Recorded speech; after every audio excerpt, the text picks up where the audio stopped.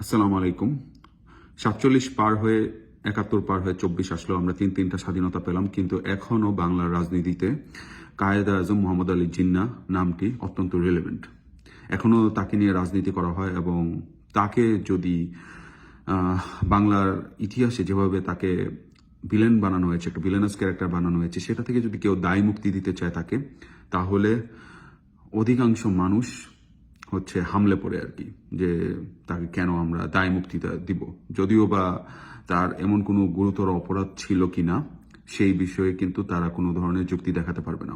শুধুমাত্র তার একটাই অপরাধ ছিল যে ঢাকায় বিশ্ববিদ্যালয়ের একটি সম্মেলনে তিনি বলেছেন যে Urdu will be the state language, only Urdu will be the state language.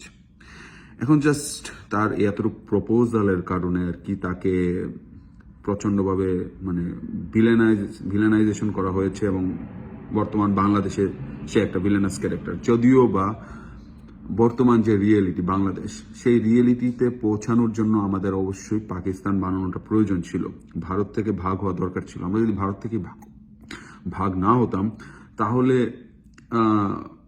Pakistan যদি তৈরি না হতো, তাহলে এই বাংলাদেশে তৈরি হতো কিনা সন্দেহ। কারণ পুরো দেশটাই যদি ইউনাইটেড ইন্ডিয়া হতো, তাহলে তো বর্তমান যে রিয়েলিটি, বাংলাদেশ যে একটা আলাদা দেশ, সে আলাদা দেশ হিসেবে বাংলাদেশ আত্মপ্রকাশ করতে পারতো কিনা সেটাই সন্দেহ। So Bangladesh as a country, independent country হওয়ার পিছনে পাকিস্তান ফেসটাও গুরুত্বপূর্ণ, এবং সেই পাকিস্তান তৈরির অন্যতম কারিগর হচ্ছে কায়েদ আজম মোহাম্মদ আলী জিন্নাহ।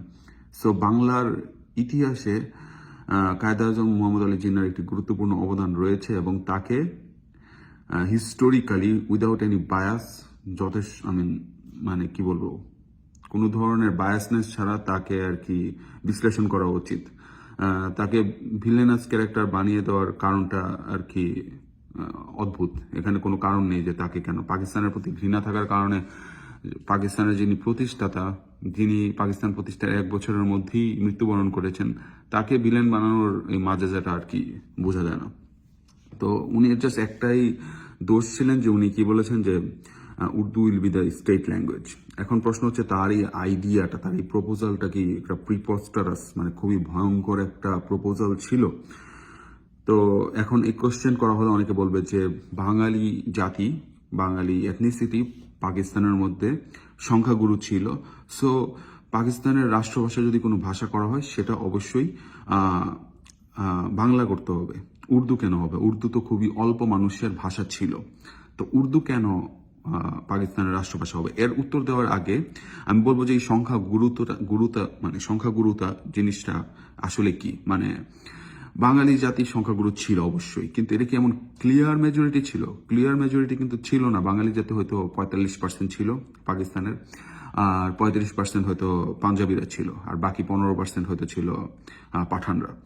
তো এই হিসেবে তো পাঞ্জাবিরাও তো কোনো অংশে কম না, কারণ পাঞ্জাবিরাও তো অনেক বড় একটা পার্সেন্টেজ ছিল, প্রায় 35%-এর মতো বলা যায় যে পাঞ্জাবিরা ছিল।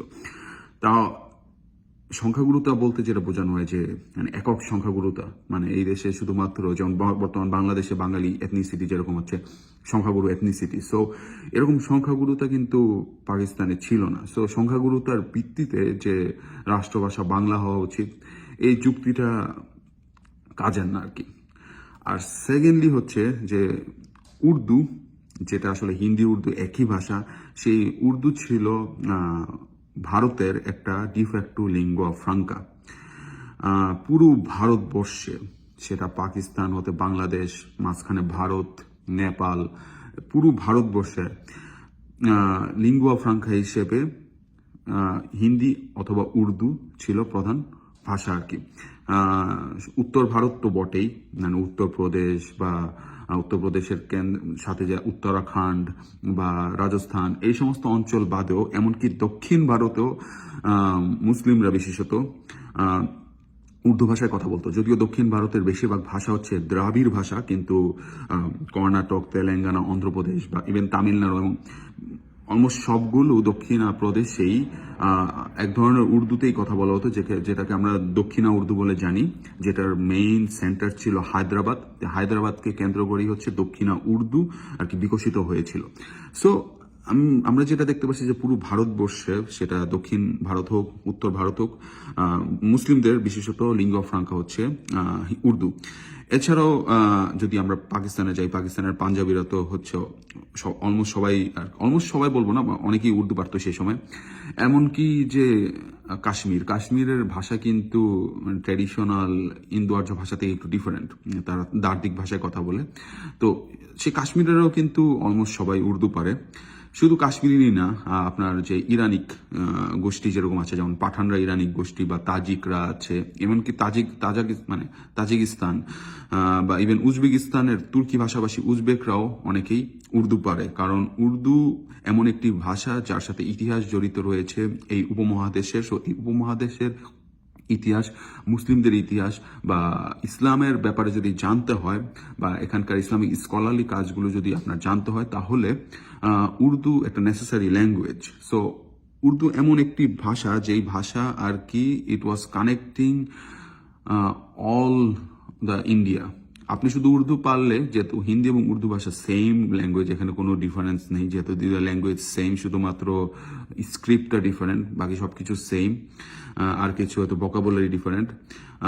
আপনি হিন্দি উর্দু পারলে মোটামুটি উপমহাদেশে প্রায় 100 কোটি মানুষের সাথে আপনি কানেকশন তৈরি করতে পারবেন, কথা বলতে পারবেন। সো এই কারণেই আর কি উর্দুকে প্রপোজ করা হয়েছিল স্টেট ল্যাঙ্গুয়েজ হিসেবে। এছাড়া বাংলাদেশেরও যারা এলিট, নট অনলি এলিট, এছাড়াও যারা হচ্ছে রিলিজিয়াস কারণ বা বিভিন্ন কারণে যখন বাকি ভারতবর্ষের সাথে যোগাযোগ তৈরি করতে চাইতো, তখন তাদেরকে উর্দুই শিখতে হতো। আপনার চিটাগং থেকে খাইবার পাখতুন পর্যন্ত এই যে পুরো বিস্তীর্ণ অঞ্চল, বা কন্যাকুমারী হতে কাশ্মীর পর্যন্ত এই যে বিস্তীর্ণ অঞ্চল, এই বিস্তীর্ণ অঞ্চলে উর্দুই একটা লিঙ্গুয়া ফ্রাঙ্কা ছিল। If you wanted to connect with the politics and religion and everything, আপনার আসলে উর্দু শেখাটা নেসেসারি ছিল। কারণ উর্দু শিখলে আপনি বাই সিমিলারিটি আপনি হিন্দিও বুঝতেন। আপনি তার মানে কি, you get connected with the whole of the subcontinent. So just এই কারণেই আর কি, যেহেতু লিঙ্গুয়া ফ্রাঙ্কা হিসেবে একটা উর্দুর সুপ্রেমেসি ছিল, সুতরাং উর্দুকে আর কি লিঙ্গুয়া স্টেট ল্যাঙ্গুয়েজ হিসেবে দাবি করা হয়েছিল। সো এটা এমন কোনো প্রিপস্টারাস কোনো ভয়ঙ্কর কোনো ইয়ে ছিল না আর কি, প্রপোজাল ছিল না। এবং বাঙালি জাতিকে যে ধ্বংস করে দেওয়ার জন্য যে কোনো একটা একটা কি বলবো সুচিন্তিত চাল ছিল, এরকম কোনো চাল ছিল না। যেটা স্বাভাবিক, উর্দুই হওয়ার কথা ছিল যদি লিঙ্গুয়া ফ্রাঙ্কা হিসেবে দেখা হয়। তো সেই কারণে আর কি এটা প্রস্তাব করা হয়েছিল। এখন বাঙালি জাতি যারা উর্দুকে ভিলেনাইজ করে, জিন্নাকে তো করে, উর্দুকে যারা ভিলেনাইজ করে, তারা এমন একটা ভাব নেয় যে বাংলাও সেম কাজটা করে নেই। বাংলাও কিন্তু সেম কাজ করেছে। বাংলা কিন্তু সিলেটিদের সাথে সেম কাজ করেছে, চাটগাঁয়া ভাষার সাথে সেম কাজ করেছে, তাদেরকে ডিলিট করতে চেয়েছে। এখন উর্দুকে যদি তারা দোষ দেয় যে উর্দু দিয়ে তারা বাংলা ভাষাকে হচ্ছে ধ্বংস করতে চেয়েছিল, তার সেম কাজ কিন্তু বাংলাও করছে। সিলেটি ভাষা যেটা ইন ইটস ওন রাইট, এটা হচ্ছে আলাদা ভাষা হওয়ার যোগ্য। চাটগাঁয়া একটা ইন ইটস ওন রাইট একটা আলাদা ভাষা হওয়ার যোগ্য। সেই দুইটা ভাষাকেই কিন্তু তারা কিন্তু ধ্বংস করে দিয়েছে। এই ভাষাগুলো কিন্তু আস্তে আস্তে বিলুপ্ত হয়ে যাচ্ছে। এবং সেম কাজটা তারা কিন্তু বাঙালি এলিটরা তারা কিন্তু অহমিয়া ভাষার সাথে করতে চেয়েছিল। বর্তমান আসামে যে বাঙালি বিরোধী যে চেতনা, সেটার প্রধান সৃষ্টিটাই হয়েছিল যখন বাঙালিরা বিভিন্ন ম্যাজিস্ট্রেট হিসেবে বা ডিসি যখন বাঙালিরা হচ্ছে সে সমস্ত জায়গায় বিভিন্ন এক্সিকিউটিভ পদে যাচ্ছিল বাঙালি বাবুরা, তখন অহমিয়া ভাষার পরিবর্তে বাংলাকে বিভিন্ন জায়গায় ইন্ট্রোডিউস করতে চেয়েছিল। তো সেম কাজ তারা উড়িয়া ভাষার সাথেও করতে চেয়েছিল। তো সেভাবেই আর কি যে প্রচন্ড বাঙালি বিরোধী মনোভাব সেই সমস্ত জায়গায় তৈরি হয়েছে। তো যারা উর্দুকে এই কারণে ভিলেনাইজ করতে চায়, তাদেরও এই জিনিসটা মাথায় রাখা উচিত যে বাংলার যারা কর্ণধার রয়েছে তারাও কিন্তু সেম কাজ করেছে এবং করতে চেয়েছিল অহমিয়া বা উড়িয়া ভাষার সাথে। সো কোনো একটা ভাষাকে ভিলেনাইজ না করাটাই আই থিঙ্ক আমার মতে বেটার। এবং এখন আরেকটা কোশ্চেন আছে যে পাকিস্তানের তো অল্প কিছু সংখ্যক মানুষ মুহাজির যারা ছিলেন, তারাই উর্দু ভাষায় কথা বলতেন। তো সেই অল্প কিছু মানুষের মানে শুরুর দিকে আর কি, যখন আর কি দেশ ভাগ হয়, তখন মুহাজিরদেরই মানে ফার্স্ট ল্যাঙ্গুয়েজ ছিল।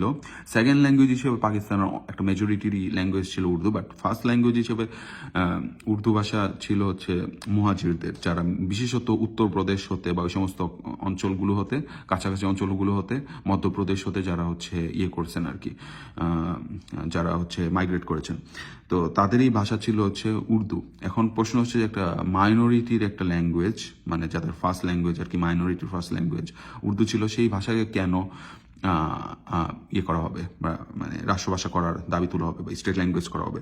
এখন মাইনরিটির ল্যাঙ্গুয়েজ হলেই যে সেটা রাষ্ট্রভাষা করা যাবে না, এই আইডিয়াটা কিন্তু ভুল। কারণ এরকম ঘটনা পৃথিবীর আরো বিভিন্ন জায়গায় হয়েছে।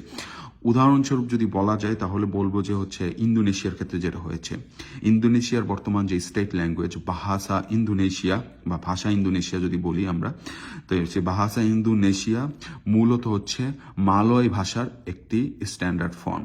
তো সে সময় মালয় আর্কিপেলাগো তথা মালয় পেনিনসুলা বা মালয়েশিয়া, তারপর হচ্ছে ইন্দোনেশিয়া, ব্রুনেই, এই সমস্ত দেশের মধ্যে ট্রেড এবং কানেক্টিভিটি বা আপনার যোগাযোগের জন্য বা যে সমস্ত মানে মানে সমস্ত কিছুর কানেক্টিভিটির জন্য যে ভাষাটা হচ্ছে প্রেভেলেন্ট ছিল, যে ভাষাটা হচ্ছে লিঙ্গুয়া ফ্রাঙ্কা ছিল, সেটা হচ্ছে মালয় ভাষা। তো 1945 সালে যখন ইন্দোনেশিয়া স্বাধীন হয়, তখন তারা ভাবলো যে কোন ভাষাটাকে আমরা রাষ্ট্রভাষা করব। এখন ওরা যদি সংখ্যাগুরুতা বিচারে যেত, যেটা বাঙালি বলছে যে বাঙালি যেহেতু সংখ্যাগুরু ছিল, তো সুতরাং বাংলা ভাষাই হবে হচ্ছে স্টেট ল্যাঙ্গুয়েজ। ওরা যদি সংখ্যাগুরুতার হিসাবে যেত, তাহলে ইন্দোনেশিয়ার স্টেট ল্যাঙ্গুয়েজ জাভানিজ হওয়ার কথা ছিল। কারণ ইন্দোনেশিয়ার যে মেজরিটি পিপল, অলমোস্ট হয়তো 50 থেকে 60% পিপল হচ্ছে জাভানিজ ভাষায় কথা বলে, আর বাকিরা হতো বিভিন্ন সান্দানিজ, তারপর হচ্ছে বালিনিজ, মানে বালির দ্বীপপুঞ্জের যে ভাষা, বা সান্দানিজ আরেকটা ভাষা, জাভা দ্বীপপুঞ্জের আরেকটি ভাষার নাম হচ্ছে সান্দানিজ। তো এই জাভানিজ, সান্দানিজ, বালিনিজ এরকম বড় বড় ভাষাগুলো ছিল। এর মধ্যে হচ্ছে জাভানিজ যদি বলা যায় সংখ্যাগুরুতার বিচারে, সেটাই হচ্ছে রাষ্ট্রভাষা হওয়ার কথা ছিল। কিন্তু ওরা ভাবলো, যারা ইন্দোনেশিয়ার মানে ন্যাশনাল ফিগার যারা ছিল, ফাউন্ডিং ফাদার যারা ছিল, যেমন একজন হচ্ছে সুকার্নো, আপনারা হয়তো অনেকে তার নাম জানবেন, তারা ভাবলো যে এভাবে যদি জাপানিজকে যদি করা হয়, তাহলে তো একটা প্রায়োরিটি দিয়ে দেওয়া হয়, যে জাপানিজ ভাষা হচ্ছে অন্য সমস্ত ভাষার উপর প্রায়োরিটি দেওয়া হয়েছে, সেটা হয়তো ন্যাশনাল ইউনিটির বিপক্ষেও যেতে পারে।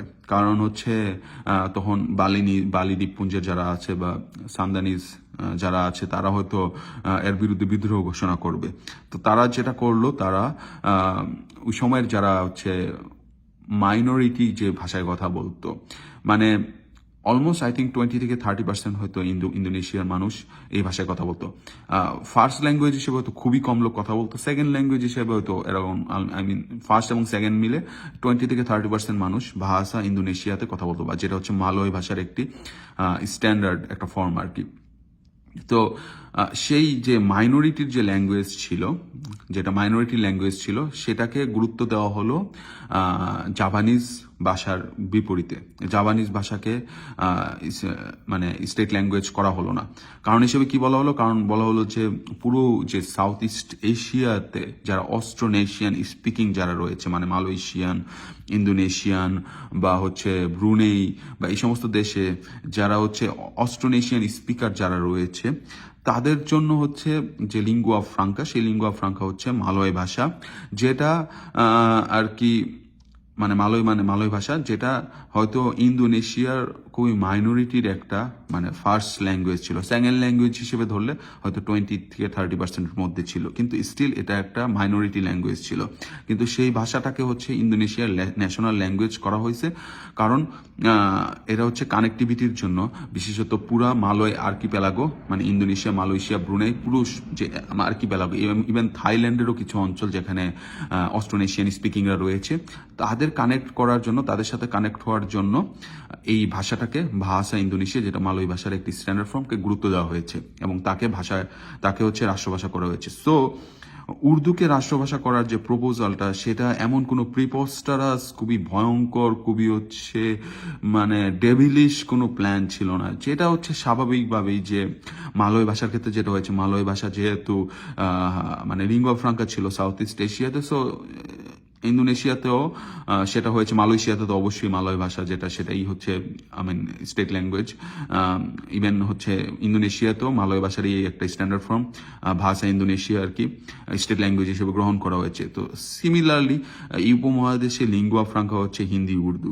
সো এই জন্যই আর কি যেই ল্যাঙ্গুয়েজটা আর কি মানে উপমহাদেশের লিঙ্গুয়া ফ্রাঙ্কা হিসেবে কাজ করছিল, এবং কোনো মানে মেজরিটিকে এখানে হচ্ছে ফেভার করবে না এমন ধরনের ল্যাঙ্গুয়েজ। কারণ হচ্ছে ফার্স্ট ল্যাঙ্গুয়েজ হিসেবে উর্দু অনলি কিছু মুহাজিররাই কথা বলতো, আর ল্যাঙ্গুয়েজ হিসেবে যদি ধরি তাহলে কিছু পার্সেন্টেজ কথা বলতো, হয়তো 30-40% মানুষ হয়তো উর্দুতে কথা বলতো, বা হয়তো 50% মানুষ, আর বাকি মানুষ হচ্ছে কি নিজেদের মাতৃভাষা যেমন হচ্ছে বাংলা বা পাঞ্জাবি ভাষায় কথা বলতো। তো সেই কারণেই আর কি ওরা হচ্ছে কোনো একটা ভাষাকে আর কি আলাদা প্রেফারেন্স না দেওয়ার জন্যই হয়তো উর্দুকে আর কি প্রপোজ করেছিল। তো এমন কোনো ধরনের বড় অপরাধ তারা করেনি এটা করে, যদিও বা সেটা শেষ পর্যন্ত তারা মানে অ্যাডামেন্ট থাকতে চেয়েছে।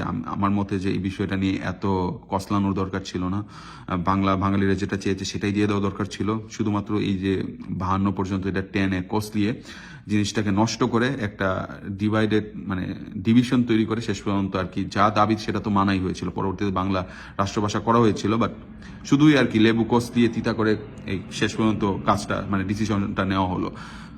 আমার মতে যেটা সেটা হচ্ছে যে জিন্না যদি বেঁচে থাকতেন, পাকিস্তানের দুর্ভাগ্য ছিল এটা যে নেহেরু জিন্না দুজনই সেম ক্যালিবারের নেতা হওয়ার পরও ইন্ডিয়া নেহেরুকে অনেকদিন ধরে পেয়েছে, কিন্তু পাকিস্তান জিন্নাকে এতদিন ধরে পায়নি। জিন্নাকে যদি পেত তাহলে এরকম ধরনের যে ডিভিশন তৈরি হতো, এবং সেটা ওই 52 পর্যন্ত যাওয়া লাগতো না, আর হচ্ছে বাঙালির উপর গুলিও চালানো লাগতো না। এর আগেই জিনিসটা আই থিঙ্ক জিন্না যদি থাকতেন তাহলে পিসফুলি সলভ হয়ে যেত।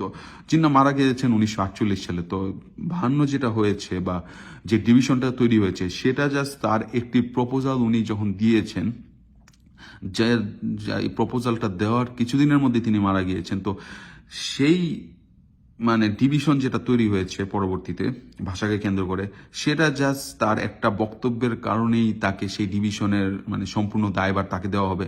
I don't think it is honest. So আমাদের এই ধরনের মানে ব্লেমিং থেকে বেরোয় আসতে হবে, এবং জিন্নাকে হচ্ছে তার প্রপার হিস্টোরিক্যাল প্লেস দিতে হবে। এভাবে হচ্ছে দোষারোপ করা যাবে না আর কি। যে অপরাধ তিনি করেন নাই তার জন্য তাকে দোষারোপ করার কোনো কারণ আমি দেখি না, এবং উর্দুকে এরকম শত্রু ভাবাপন্ন হিসেবে না দেখে লজিক্যালি দেখলে এটাই হওয়ার কথা ছিল, কিন্তু বাঙালি চায়নি, সুতরাং এটা হয় নাই। সো এখন আর এই বিষয় নিয়ে এত তর্ক বিতর্ক করার কিছু নেই। এবং যদি বলি যে হিস্টোরিক্যাল প্রেসিডেন্স রয়েছে, ইন্দোনেশিয়ার ক্ষেত্রে এরকম প্রেসিডেন্স রয়েছে যে সেখানে মাইনরিটি ল্যাঙ্গুয়েজকে স্টেট ল্যাঙ্গুয়েজ করা হয়েছে। সো এটা এমন কোনো প্রিপোস্টার্স কোনো আইডিয়া না যে কারণে হচ্ছে তাদেরকে ভিলেন বানানো যায় আর কি। সো দ্যাটস ইট, এটা বলার জন্য আর কি আসলে। আসসালামু আলাইকুম।